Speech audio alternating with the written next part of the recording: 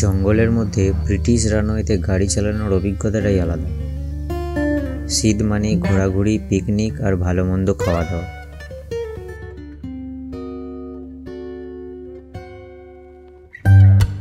এবারের picnic spot হিসাবে আমরা বেছে নিলাম ঐতিহাসিক ব্রিটিশ এয়ারবেস রানওয়ে, যেটা কিনা দ্বিতীয় বিশ্বযুদ্ধের সময় ইংরেজরা তৈরি করেছিল।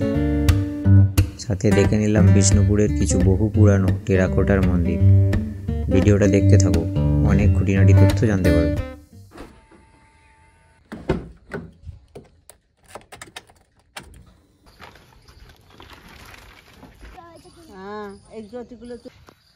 গাড়ি কমপ্লিট প্যাকিং।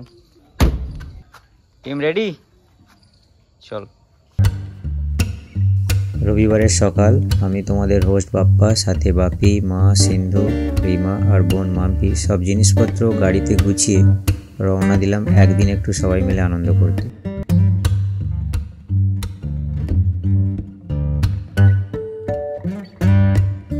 এখন বাজে সকাল 8টা। আমরা হরিপাল থেকে বেরিয়েছি জয়পুর জঙ্গলের উদ্দেশ্যে পিকনিক মুডে। যেমনটা দেখলে গাড়িতে সব গুছিয়ে নিয়েছি। এখন হরিপাল 9 নম্বর 10 নম্বর রাস্তায় আছে। ওই যে সামনে দেখা যাচ্ছে 26 নম্বর রাস্তা, যেটা বনহুগলি কলকাতা থেকে আরামবাগ যাওয়া যায়।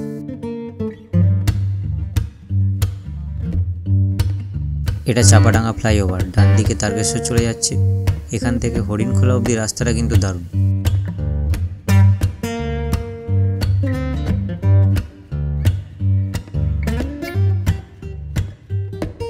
দারুণ রাস্তা।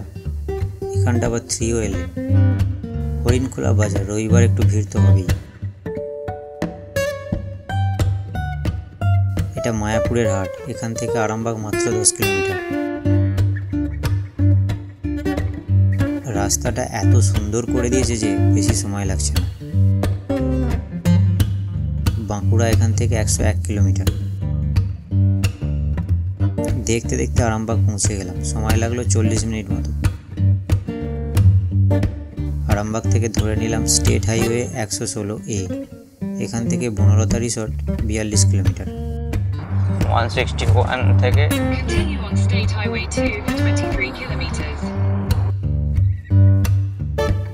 রাস্তাগুলো কি সুন্দর না? ধান কাটা হচ্ছে জমিগুলোতে, হালকা কুয়াশায় কি শান্ত স্নিগ্ধ মনে হচ্ছে।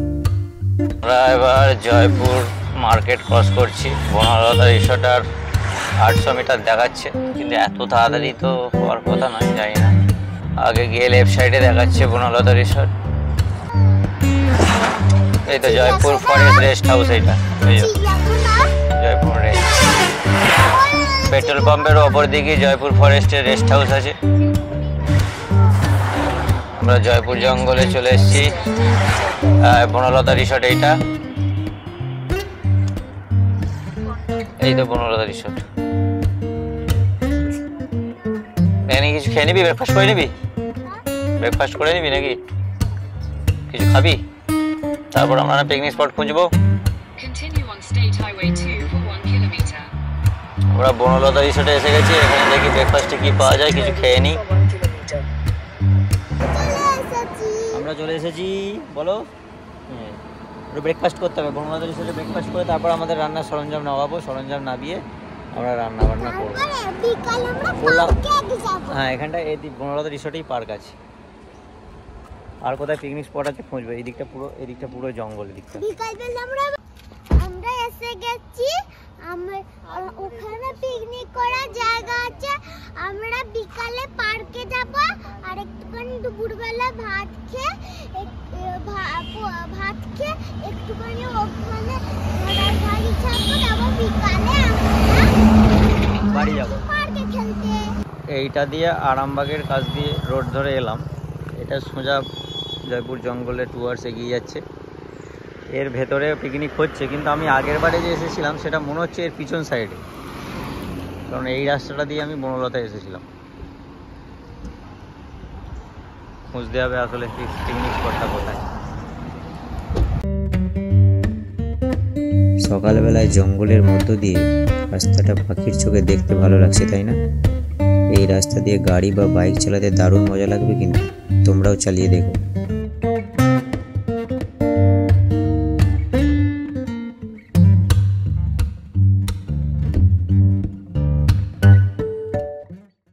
হ্যান্ডক্রাফটেড বাঁকুড়ার মাটির জিনিস বিক্রি হচ্ছে এখানে বনলতা রিসোর্টের সামনে। এটা এদের রেস্টুরেন্ট।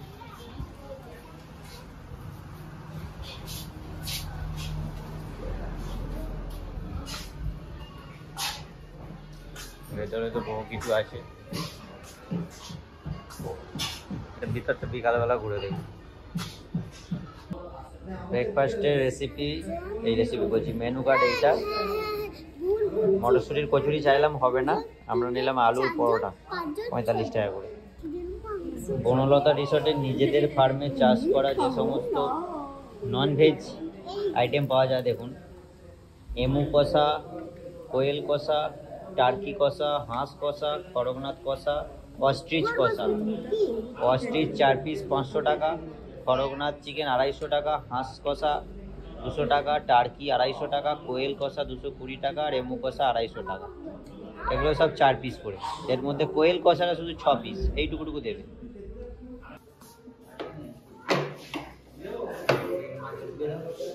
আমাদের আলু পরোটা নিয়ে চলে এসেছে দিদি।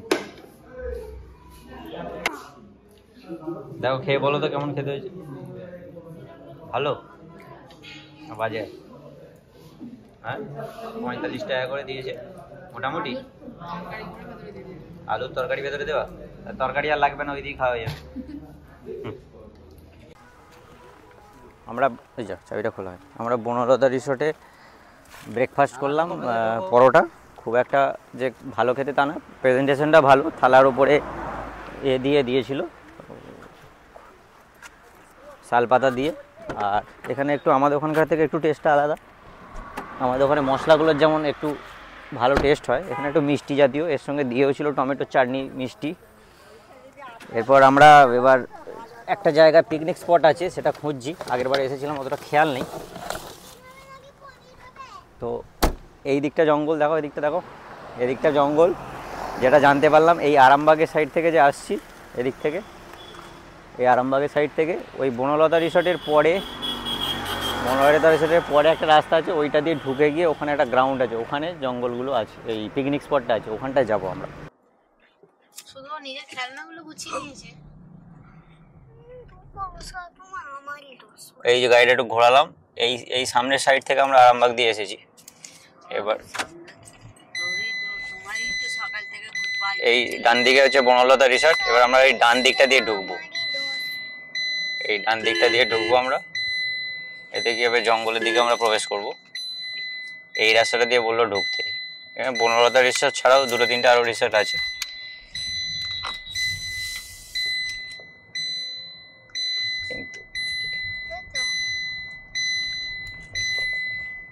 বনলতা রিসোর্টের গা দিয়ে যেতে হবে নাকি? হ্যাঁ ঠিক, এই বাঁ দিকটা দিয়ে আমরা এসেছিলাম আগেরবার।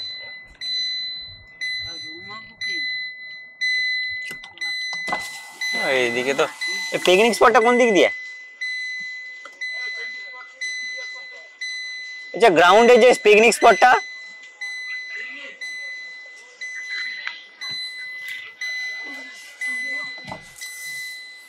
যে ফাঁকা গ্রাউন্ডটা থাকে না, গ্রাউন্ডে যে পিকনিক, জঙ্গলের মধ্যে যে লোকজন পিকনিক করে, ওখানে আমাদের কিছু লোকে, কোনটা দিয়ে রাস্তা ওটা? এই দিকে ভেঙে যাবো। আচ্ছা আচ্ছা ঠিক আছে, থ্যাংক ইউ। হ্যাঁ বুঝতে পেরে গেছি, আমি বুঝতে পেরে গেছি তো রাস্তাটা।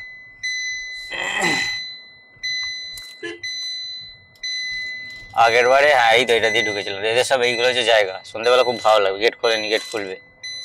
হ্যাঁ এইখান দিয়ে আগের বারে হেঁটে হেঁটে এসেছিলাম, আমাদের বাসটা ওইখানে দাঁড়িয়েছিল ভেতরে ঠিক।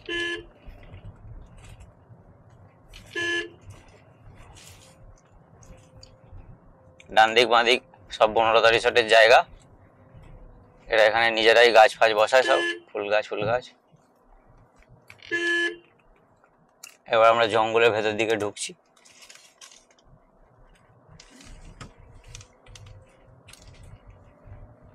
রিসোর্টটা একদম রাস্তার গায়ে, কিন্তু যে পিকনিক স্পটটা সেটা একটু ভেতর দিকে। পিকনিক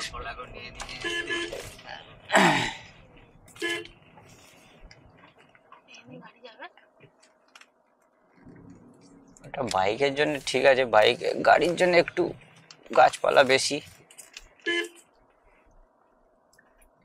আগেরবারে এইটা দিয়ে হেঁটে হেঁটে এসেছিলাম আমি, ওইখানে গাড়ি ছিল, এটা দিয়ে হেঁটে হেঁটে এসেছিল। ওই রাস্তাটা ওরা কোথা দিয়ে ঢুকেছিল কি জানি, এটা দিয়ে তো বাস ঢোকেনি।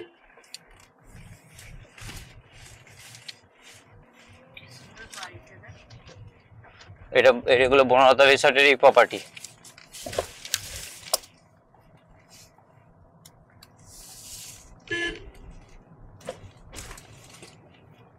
এটা জঙ্গলেরই রাস্তার একটা পার্ট।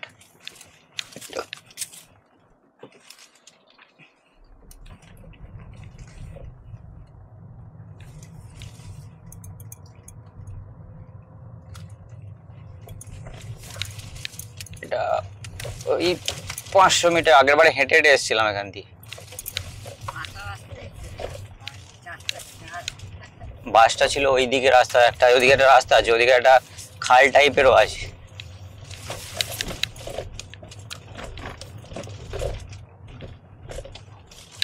ডান দিকে জঙ্গল, এখানটা চারদিকে ঘেরা আছে, কারণ কোনো এক হাতি এখান দিয়ে ঘোরাঘুরি করে বলে। তো জানি না এখানে এখন হাতি আছে কি, আমি তো আগের বারেও দেখিনি। এইখানে ডান দিকে ওয়াচ টাওয়ারটা আছে, এই যে ওয়াচ টাওয়ারটা, এটা কোনো কাজের নয় বলেই মনে হয় আমার।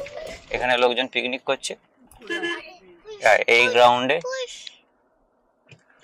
আর বাঁদিকে একটা, হ্যাঁ বাঁদিকে একটা রিসর্ট আছে, ওইটা হচ্ছে রাস্তা। আর ওই গ্রাউন্ডের ভেতর দিক দিয়ে গিয়ে পিকনিকের স্পট সব, ওই যে লোকজন পিকনিক করছে ওখানে।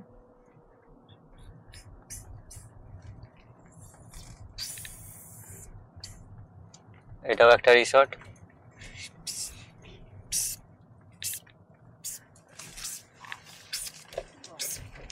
আর এই গ্রাউন্ডটা হচ্ছে মেন, এই গ্রাউন্ডেই সব বাসগুলো দাঁড়ায়। এখন শীতকাল পড়েনি বলে সেরকম একটা ভিড় নেই। তো জলের এখানে সমস্যা আছে, এখানটায় কোনো বাথরুম বা কিছু নেই। বাথরুম করতে গেলে সোজা বনলতা রিসর্টেই যেতে হবে। এখনও ঠিকমতো ঠান্ডা পড়েনি বলে পিকনিক করতে আসার পাবলিকের ভিড় নেই সেরকম। এটাই পিকনিক স্পট। এখন কিন্তু বেশ অপরিষ্কার এবং এখানে কোনো জল বা বাথরুমের ব্যবস্থা নেই, একমাত্র বনলতা রিসর্টই ইউজ করতে হবে। তাই এখানে আমরা পিকনিকের কোনো পজিটিভ জায়গা পেলাম না।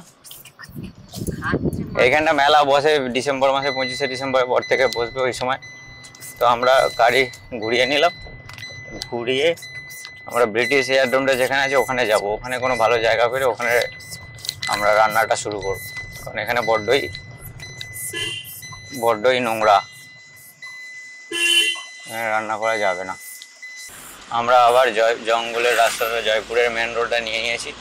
এখান থেকে ব্রিটিশ এয়ারফিল্ডটা মোটামুটি 7.5-8 কিলোমিটার, 25 মিনিট মতো লাগবে। আমরা একটা ঠিকঠাক জায়গা দেখে রান্না বান্নাটা শুরু করব। এদিকে আছে আরণ্যক রিসর্ট, তার আগে আছে এটা হচ্ছে আরণ্যক ইকো রিসর্ট। দাদা ওখানে জিজ্ঞেস করেছি।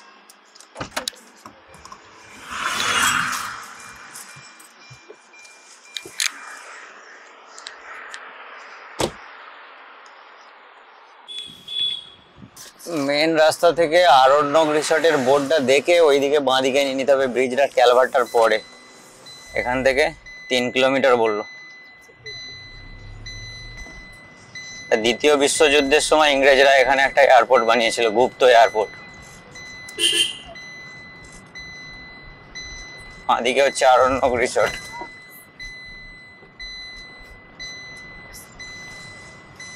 এই জায়গাগুলো খুব সুন্দর জায়গা।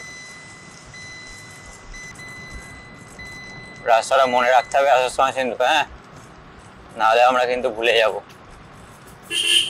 বুঝতে পেরেছিস? কোথায় দিয়ে ঢুকে যাবো, গুগল কোথায় দেখাবে তার ঠিক ঠিকানা নেই, কোথায় চলে যাব। পুরো ঘন জঙ্গলের ভেতর দিয়ে ঢুকছি আমরা।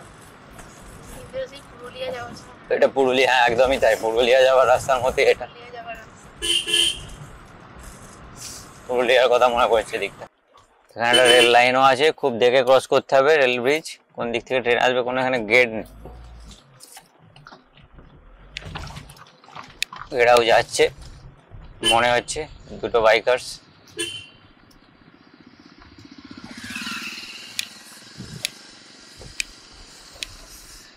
পিচ রাস্তা সেটে ব্যাস আমরা বাঁকুড়ার লাল মাটিতে পড়ে গেছি। খুব ভালো রাস্তা মনে হচ্ছে এবার। পুরোটাই অফরোডিং হবে, গাড়ির নিচেই না ঠেকে যায়, আমি সেটাই চিন্তা করছি। ব্রিটিশ এয়ারবেস রোড, এবার ডান দিকে দেখাচ্ছে।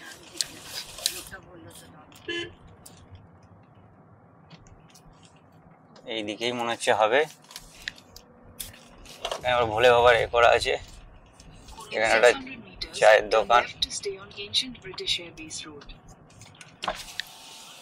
ওই এয়ারপোর্ট এটা ধরে, ধন্যবাদ।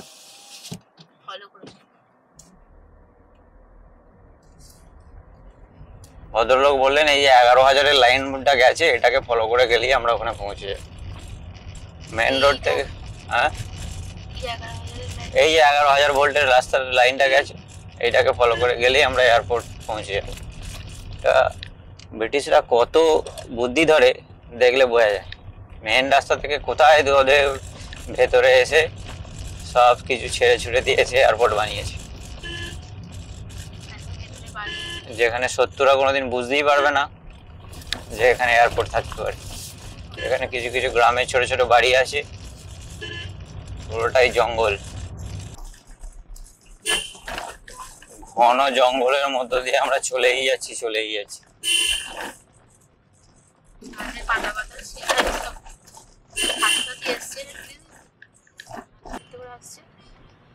এইটাই রানওয়ে, এটাই ব্রিটিশ রানওয়ে। এখন গাছ হয়ে গেছে, জঙ্গল হয়ে গেছে, এটা সোজা, এটা ব্রিটিশ রানওয়ে।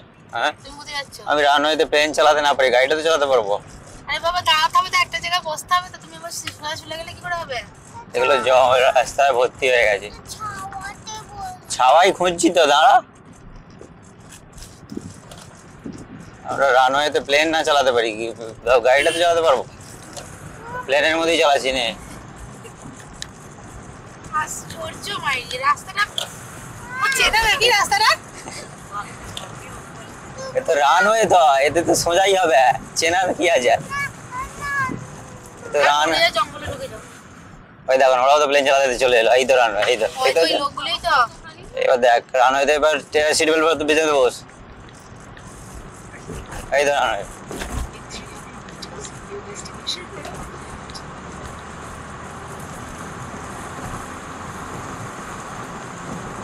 এইবার যদি ব্রেকটা মারি উপর দিয়ে উঠে যাবে গাড়ি। দেখ এটা এয়ারপোর্ট ছিল আগে, এত বড় রানওয়ে, দেখ সোজা রানওয়ে।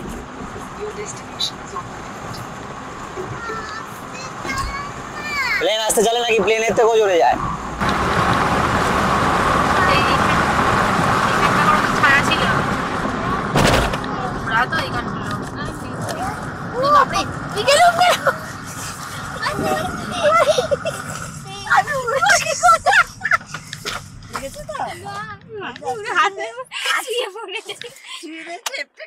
আমরা এখন ব্রিটিশ এয়ারফিল্ডে আছি, খুব স্পিডে গাড়িটা চালিয়েছি, নিশ্চয়ই দেখতে পেয়েছো তোমরা। হ্যাঁ এবার, হ্যাঁ দেখতে পেয়েছো। এবার আমরা একটা খালি জায়গা খুঁজে, একটা ছাওয়ার জায়গা দেখে আমরা ওখানে এবার পিকনিকে জিনিসপত্রগুলো পাতবো, পেতে পিকনিক আরম্ভ করব। ঠিক আছে সিন্ধু এতক্ষণ আমার ভিডিও করছে, জায়গাটা হেবি সুন্দর।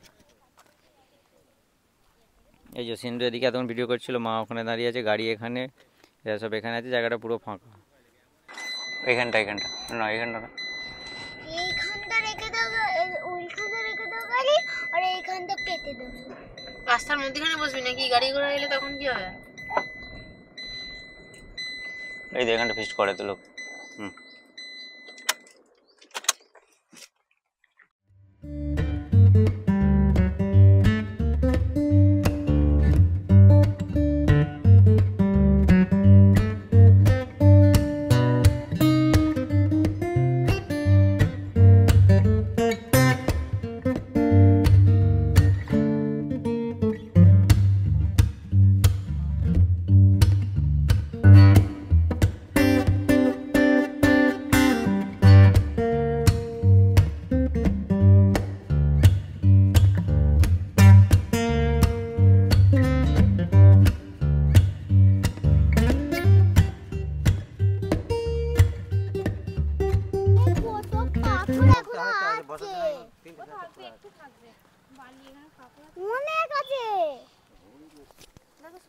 আমাদের পোলাও চেপে গেছে,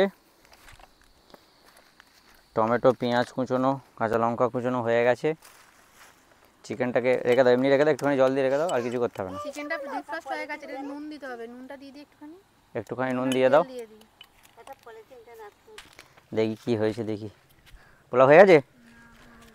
আমাকে একটু জিনিসপত্র দাও।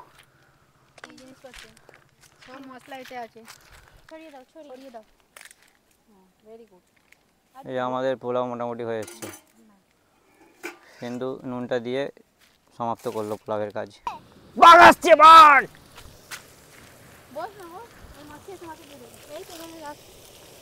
এবার চিকেন রান্না করতে বড় শেফ এসে গেছে। এই ওভেনটা পোকা নাকি রে? না ওই ওটা গরম মশলাই ছিল। এই গ্যাস ওভেনটা নতুন আমরা ফিস্ট করার পারপাসে এবছরে নিলাম, ফিস্ট করার জন্যে। একটা খুঁয়ে নিয়ে আসুনি কেন? কি বলে, সাঁড়াশিটা মিস হয়ে গেছে।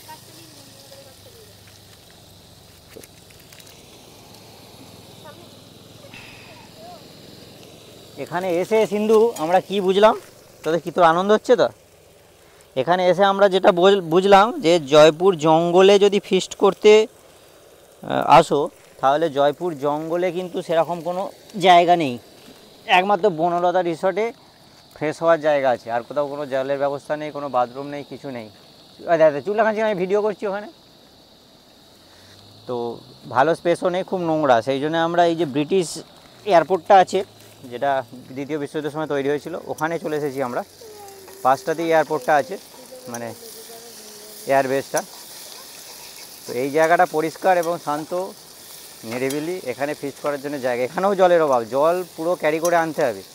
আর বনলতা রিসর্ট থেকে 10-12 কিলোমিটার দূর, এখানেও কিন্তু বাথরুম বা থাকার কোনো জায়গা কিন্তু কিছু নেই। সেই বুঝেই সবাই আসবে ফিস্ট করার জন্য, মজা করতে আসার জন্য, কিছু ঘন্টার জন্য ঠিক আছে, নাহলে কিন্তু অসুবিধা হয়ে যায়। এখনও চলছে, মোটামুটি প্রায় হয়েই এসেছে। আর এখানে সিন্ধুরা বসে খেলা করছে, সিন্ধুর মা ভিডিও বানাচ্ছে। সিন্ধু, এটা কী খেলা হচ্ছে? কী খেলা হচ্ছে রে সিন্ধু? ও সিন্ধু, এটা কী খেলা হচ্ছে? রিক্সাওয়ালা খেলা হচ্ছে। পোলাও, চিকেন, পেঁয়াজ, এটা পোলাও। কয় বাটি দাও? কিসমিস পাড়া আমাকে দেবে। চামচ দাও। তাই পোলাও মাছ বেঁচেই যায় মনে হচ্ছে। এখানটা গুছোবো, নোংরা করে গেলে হবে না। বহু লোকে এখানে কি করেছে, সব মদের বোতল খেয়ে ভেঙে ফেলে গেছে, যেগুলো পায়ে ফুঁকছে। যে বাঁচা খাবারগুলো কুকুরগুলো আছে এখানে, অনেকক্ষণ ধরে কুকুরগুলোকে দিয়ে দেবো। পাতাগুলো এগুলোকে পুড়িয়ে দিয়ে চলে যাবো, নাহলে ফেলে গেলে হবে না, নোংরা করলে হবে না। সবই হলো, সাথে আমাদের বনফায়ারও হয়ে গেল। ওরা ওই রানওয়েটার দিকে যাচ্ছে, আমিও যাবো এবার। আমাদের খাওয়া দাওয়া কমপ্লিট। এবার গাড়িটাকে ঘোরাবো, ঘুরিয়ে এখান থেকে ওই যে রানওয়েটা আছে ওটাই দেখবো, যদি কিছু ভালো ড্রোন ফুটেজ নেওয়া যায় নেওয়ার চেষ্টা করব। মোটামুটি জায়গাগুলো পরিষ্কার করে দিয়েছি, ভালোই হলো। ওই জয়পুর জঙ্গলটা যেরকম নোংরা, এটা সেরকম নোংরা নয়। আমাদের পিকনিক খারাপ হয়নি, ভালোই হয়েছে। এবার এখান থেকে বেরিয়ে যাব, গিয়ে ওখানে কিছু ফটো তুলে ড্রোন ফুটেজ নিয়ে তারপর আস্তে আস্তে বেরিয়ে যাব। বনলতা রিসর্টে একবার যাব। এবার আমরা স্টেট হাইওয়ে 2 ধরে মদনমোহন টেম্পলের দিকে যাচ্ছি। এটা জয়পুর জঙ্গলের ভেতর দিয়ে, বিষ্ণুপুর, এটা জয়পুর। এদিকে চলে যাচ্ছে গোপালনগর। এখান থেকে 9 কিলোমিটার দেখাচ্ছে বিষ্ণুপুরের মদনমোহন টেম্পল। এই রাস্তাটার সিনিক বিউটি দারুণ, আর রোডটাও হেভি, দুপাশটা পুরো জঙ্গল। লেফট সাইডে হচ্ছে ব্রিটিশ এয়ারবেসটা। স্টেট হাইওয়ে সেটা আমরা বাঁ দিকে নিয়ে নিলাম। এখান থেকেই এটা হচ্ছে রাজভবন, বিষ্ণুপুর পার্ক ও রিসর্ট। আমরা মদনমোহন মন্দিরের কাছে চলে এসেছি। এটা মনে হচ্ছে মন্দিরের পুকুর, ঘাট এটা। এই যে মদনমোহন মন্দিরের অ্যারো সিম্বল দেখাচ্ছে। Turn right toward Madan Mohan Lane, then turn left onto Madan Mohan Lane. Temple বাবা? ওই গাড়ি করে লোকজন এসছে দেখতে, আর মনে হচ্ছে পৌঁছে গেছি, লোকজন এসেছে। ওই তো In 100 meters, your টেরাকোটার destination will be মন্দির। on the left. বাহ, বাবা ভেতরে ঢুকবো? ঢোকার চেষ্টা করব। Your destination is on the left. আমরা এখন বিষ্ণুপুরের মদনমোহন টেম্পলে আছি। এটা ঢোকার এন্ট্রান্সটা, চারিদিকে মাটির জিনিসপত্র বিক্রি হচ্ছে।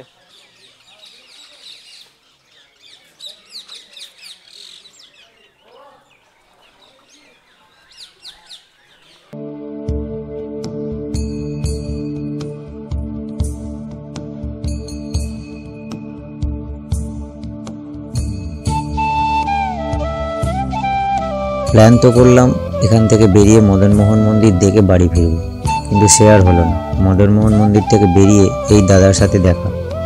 দাদা টোটো চালায়, জিজ্ঞাসা করলো গাড়ি নিয়ে ঘুরবেন না হলে টোটো করে ঘুরিয়ে দেবো ঘন্টা পিছু 200 টাকা। 300 টাকায় রাজি হলো বিষ্ণুপুরের বাকি জায়গাগুলো ঘুরে দেখাতে। এই বলে আমরা একে একে ঘুরে নিলাম রাসমঞ্চ, গোশালা, ছিন্নমস্তা মন্দির, মল্ল রাজাদের তৈরি বহু পুরানো দলমাদল কামান, সর্বমঙ্গলার মন্দির, জোর বাংলা মন্দির। এই দাদার নাম কি বললে? তারাপদ লাহা। দাদার টোটো করে আমরা ঘুরছি, দাদা আমাদেরকে সব ঘুরিয়ে দেখাচ্ছে। হ্যাঁ দাদা, ফোন নাম্বারটা বলো তো একটু।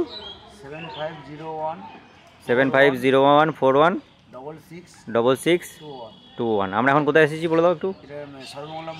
সর্বমঙ্গলা মন্দির। এখানে রামকৃষ্ণদেব এসেছিলেন? আচ্ছা, এই বেলগাছের তলায় বিশ্রাম নিয়েছিলেন। আর ওই ঘাটটায় কি নাম? লালবাঁধ। মিনময়ী মাতা মন্দির, শ্যামরাই মন্দির, আরও 2-3টে ঐতিহাসিক স্থান আমরা দেখে নিলাম। এত শর্টে কিন্তু বিষ্ণুপুর ঘোরা যাবে না, তাই ট্যুরটা কমপ্লিট হলো না। পুরো 1-2 দিন সময় লাগবে, যাক পরে আসা হবে কোনো এক সময়।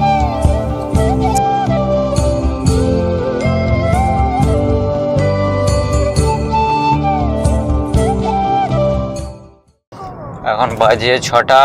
আমরা ঘুরতে এলাম জয়পুর জঙ্গল পিকনিক করতে, সেখানে হয়ে গেল বিষ্ণুপুর ঘোরা। এবার যাবো একটু বনলতায়, বনলতার ভেতরে ঢুকবো, কিন্তু পাখিগুলো তো সব শুয়ে পড়েছে মনে হয়, আর দেখা যাবে না। ইমু পাখি সিন্ধু আর দেখা যাবে না। আমরা এবার বনলতাতে পৌঁছেছি সন্ধেবেলা। এখানে কিছু চা ফা খাবো, খেয়ে ঢুকে ভেতরটা ঘুরে দেখবো। ভেতরটা ঘুরে দেখে তারপর আবার যাব বাড়ির দিকে। এই কাপগুলো হচ্ছে 10 টাকা করে, মাটির ভাড়ে 20 টাকা করে। এটা হচ্ছে ঘন দুধের চা। খাবি সিন্ধু একটু? এদের গরুর দুধের চা রে, নিজেদের গরু এর।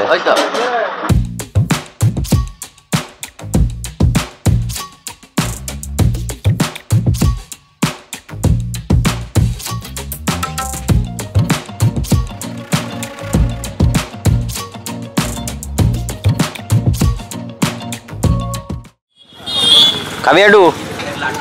গরম গরম গুড়ের রসগোল্লা, 40 টাকা পিস। আজকের ট্যুর এখানেই সমাপ্ত। আমরা বনলতাতে একটা করে রসগোল্লা খেলাম, খেয়ে এবার আমরা বাড়ি যাব। বাই দ্য ওয়ে, আমি বাপ্পা, আপনারা দেখছেন এক্সপ্লোরিং বক্স। ভিডিওটা ভালো লাগলে অবশ্যই চ্যানেলটা সাবস্ক্রাইব করবেন। সাবস্ক্রাইব করলে ভালো লাগে, লাইক করলে ভিডিও বানানোর ইচ্ছাটা বেড়ে যায়। ধন্যবাদ দেখার জন্য ভিডিওটা এতক্ষণ। Good night, take care, by.